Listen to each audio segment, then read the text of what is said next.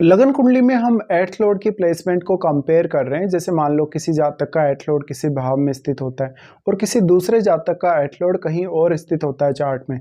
तो दोनों में से कौन सी प्लेसमेंट आपके लिए ज़्यादा बेहतर रहेगी या कौन सी प्लेसमेंट से आप किस प्रकार से चीज़ों को कंपेयर कर सकते हो, इस वीडियो में जो हम डिस्कशन करने जा रहे हैं। जैसे मान लो किसी जातक का एर्थ लॉर्ड 12th हाउस में है और किसी जातक का एर्थ लॉर्ड अगर 7th हाउस में है, तो दोनों में से आपके लिए क्या ज़्यादा बेहतर है।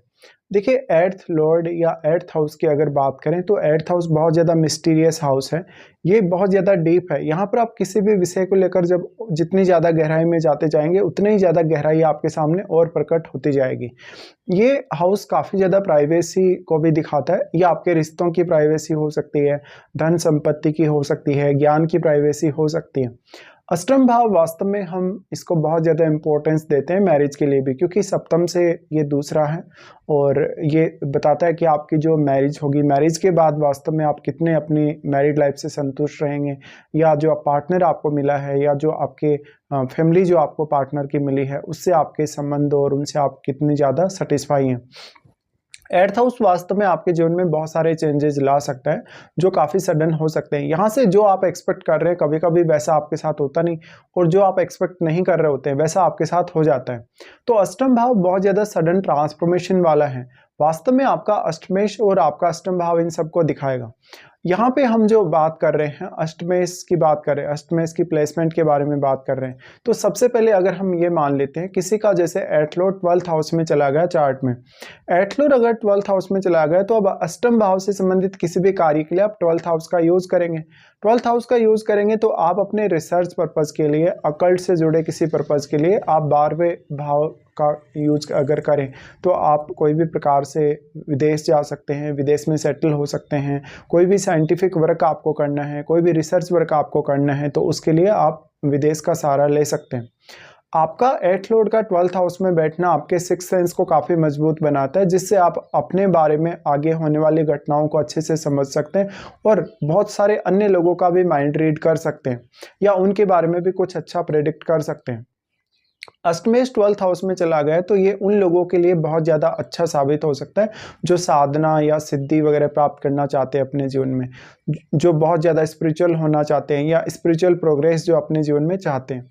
यहाँ पे अब डिपेंड करेगा कि आपका अष्टमेश किस प्रकार का प्लेनेट है और वो 12th हाउस में बैठा है तो वहाँ वो कैसी स्थिति में है। क्या आपका एर्थ लॉर्ड वहाँ 12th हाउस में होने के बाद वक्री तो नहीं हो गया है, क्या वो अस्त तो नहीं हो गया। अगर वो वक्री है या वो अस्त है तो उसके जो प्रभाव है वो पूर्ण रूप से बदल सकते हैं। 8वां भाव का स्वामी आपके चार्ट में 12th हाउस में है तो आपके चार्ट में वास्तव में वो किस अन्य भाव का भी स्वामी है साथ साथ में, उस हाउस से भी आपको कनेक्शन जोड़कर देखना होगा। अगर देखा जाए तो आपके चार्ट में अगर सूर्य या चंद्रमा आपके 8वें भाव के स्वामी हैं तो इस बात की संभावना है कि निश्चित तौर पे वो किसी अन्य भाव के स्वामी नहीं होंगे आपके चार्ट में, क्योंकि उनकी एक एक ही राशि है। तो आपके अगर चंद्रमा और सूर्य 8वें भाव के स्वामी हैं तो फिर वास्तव में वो आपके 12वें घर में कैसी स्थिति में बैठे हैं। नॉर्मली अगर देखा जाए तो आपका 8वें भाव का स्वामी अगर एक क्रूर ग्रह है तो वो ज़्यादातर रिश्तों को लेकर उतना अच्छा रिजल्ट नहीं लाता 12th हाउस में बैठने के बाद। अगर आपके अष्टमेश बुध हैं, शुक्र हैं, इवन आपके अष्टमेश बृहस्पति या शनि जैसे ग्रह हैं तो निश्चित तौर पे वो आपके चार्ट में किसी न किसी अन्य भाव को रिप्रेजेंट कर रहे हैं, और रिप्रेजेंट कर रहे तो आपको उस भाव को 12th हाउस से जोड़कर देखना होगा आपकी कौन सी क्वालिटीज़, कौन सा टैलेंट आप अपने 12th हाउस के लिए अब यूज कर सकते हैं जो उन भाव से जुड़ा है। आपका अष्टमेश का 12th हाउस में जाना आपको फॉरेन से जोड़ेगा, फॉरेन से इवन इनकम भी आपको हो सकती है। तो आपका कोई भी ऐसा प्रोफेशन जो आपके अष्टम भाव से जुड़ा है डायरेक्टली या इनडायरेक्टली, उसके लिए अब आप 12th हाउस का यूज कर सकते हैं। अब आपका जो एर्थ लॉर्ड 12th हाउस में गए हैं, क्या वास्तव में हाँ वो किसी अन्य ग्रह के साथ स्थित है, वो अपने किसी मित्र ग्रह के साथ स्थित हो सकता है, अपने किसी शत्रु ग्रह के साथ स्थित होता है।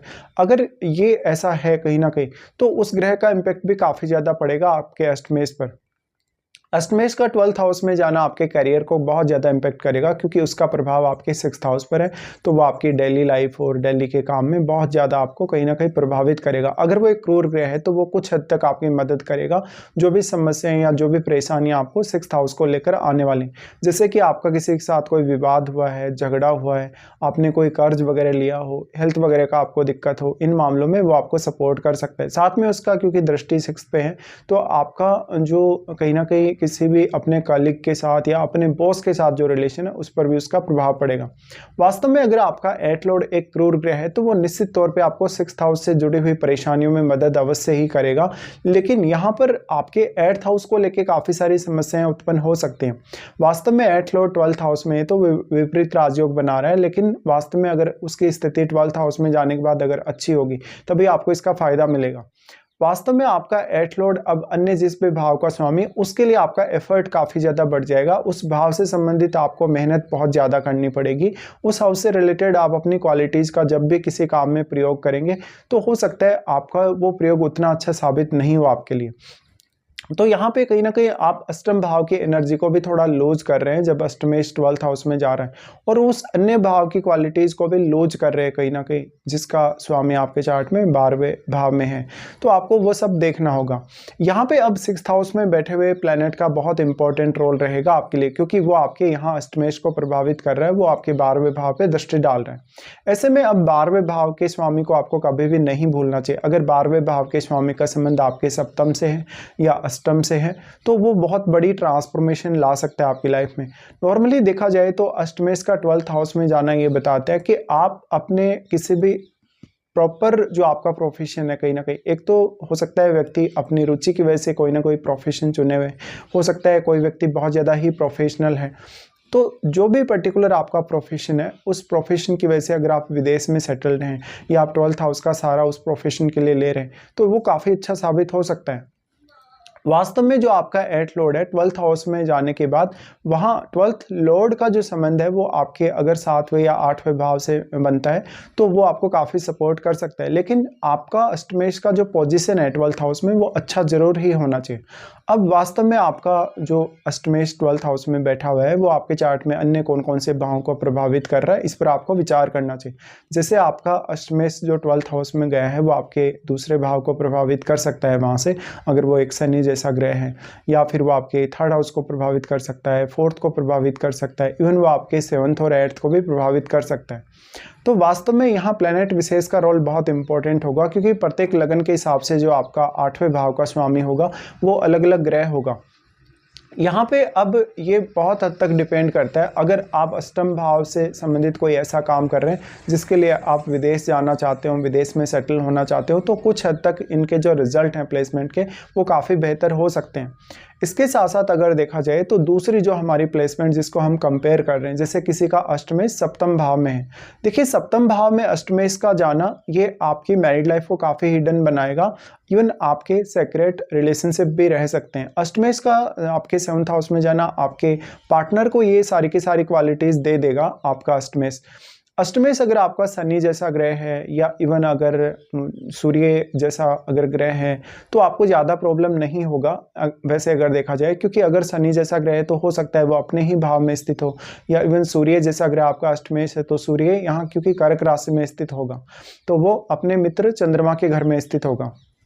बट बाकी ग्रहों के केसेस में वो हमेशा अपने शत्रु के ही घर में स्थित होंगे। तो यहाँ एक तो ये प्रॉब्लम रहेगा आपको कि मैरिज को लेके बहुत ज़्यादा रिस्क बढ़ जाएगा, आपको आपके पार्टनर पर बहुत ज़्यादा भरोसा नहीं रहेगा, विश्वास नहीं रहेगा। जिस प्रकार का पार्टनर से आप बिहेवियर एक्सपेक्ट कर रहे थे वैसा कभी कभी आपको बिहेवियर नहीं देखने को मिलेगा। लेकिन अगर आपका अष्टमेश सप्तम भाव में अपने किसी मित्र ग्रह के साथ बैठता है या बहुत अच्छी स्थिति में बैठता है तभी आपको फायदा मिल सकता है। वास्तव में अष्टमेश का सप्तम भाव में जाना आपके पार्टनर के वेल्थ की वजह से आपको एक अच्छा नेम फेम दे सकता है। यहाँ पे अब पार्टनर का फैमिली और पार्टनर आपके ऊपर बहुत ज़्यादा हावी रह सकते हैं, वो आपको काफ़ी डोमिनेट कर सकते हैं। और पब्लिकली जब भी आप कोई काम कर रहे हैं, कोई किसी भी तरीके से आप पब्लिक के साथ डील कर रहे हैं, कोई भी बिजनेस वगैरह कर रहे हैं या बिजनेस में इवन पार्टनरशिप वगैरह कर रहे हैं, तो उसमें भी आपके अष्टम भाव का जो रोल है वो बहुत इंपॉर्टेंट आपके लिए हो जाता है।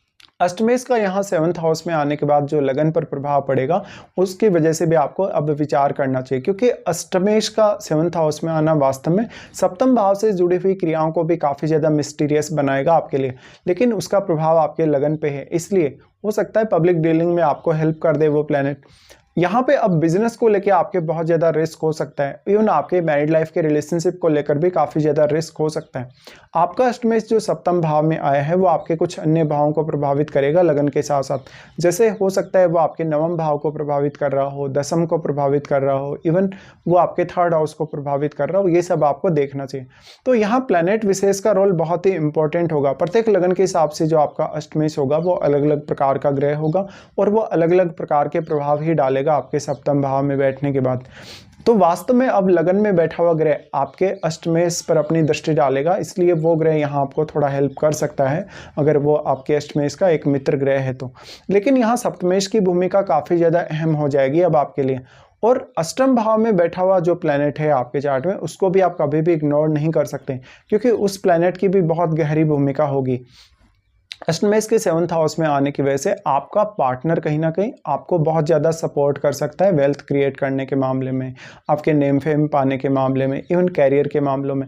या फिर आप अष्टम भाव से जुड़ा हुआ कोई भी बिजनेस कर सकते हैं जिसमें आप अपने या तो पार्टनर के साथ पार्टनरशिप कर सकते हैं या उनकी फैमिली के साथ आप पार्टनरशिप करके आगे बढ़ सकते हैं। तो इस प्रकार से आपको कंपेयर करना रहेगा दोनों को। वास्तव में अगर देखा जाए कुछ केसेस में 8th लॉर्ड का 12th हाउस में जाना बहुत ज़्यादा बेहतर है अगर आपका फॉरेन कुछ कनेक्शन वगैरह बनता हो तो।